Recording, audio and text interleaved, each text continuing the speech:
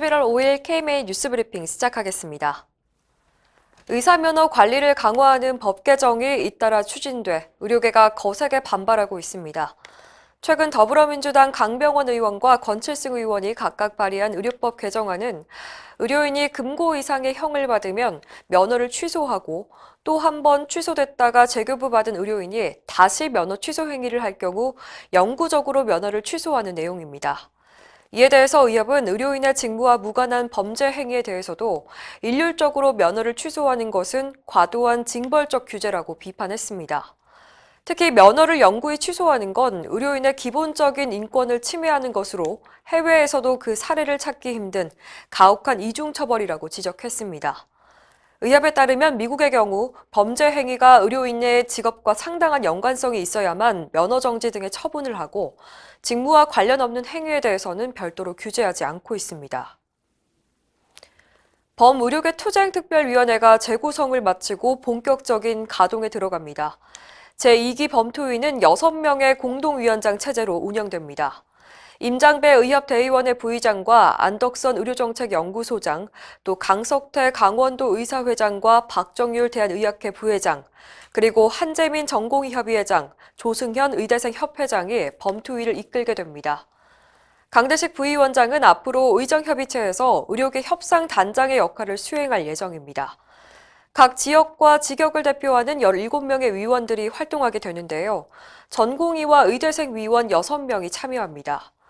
범투위는 오는 8일 제1차 회의를 열고 의사국시 재응시 문제를 논의할 예정입니다.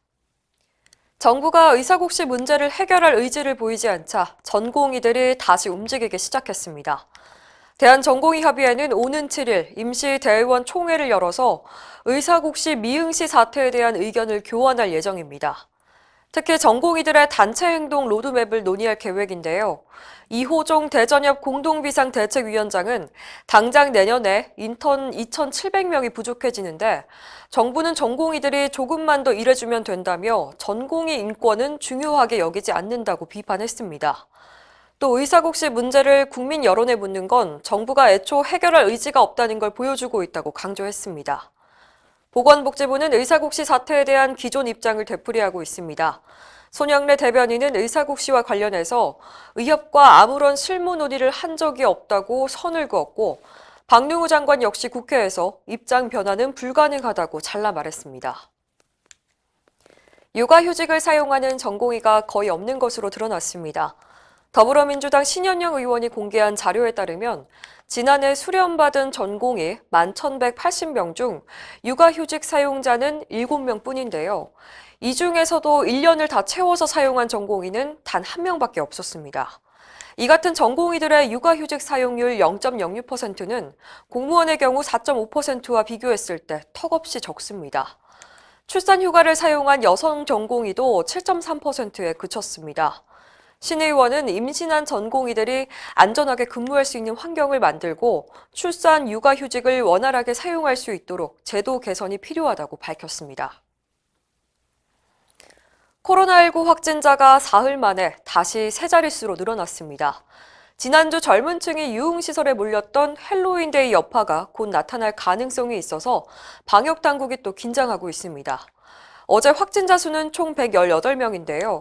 주요 사례를 살펴보면 성남시 한 중학교 학생부터 시작해서 헬스장과 독서 모임으로 4차, 5차 이렇게 연쇄적으로 전파돼서 지금까지 57명이 확진됐습니다. 경기 광주의 가족 모임의 경우에도 현재까지 25명의 확진자가 나왔고 평택에 거주하는 70대 남성의 병문안을 왔던 가족과 친인척이 잇따라 감염되면서 경기도와 전남, 인천을 중심으로 확진자가 잇따랐습니다.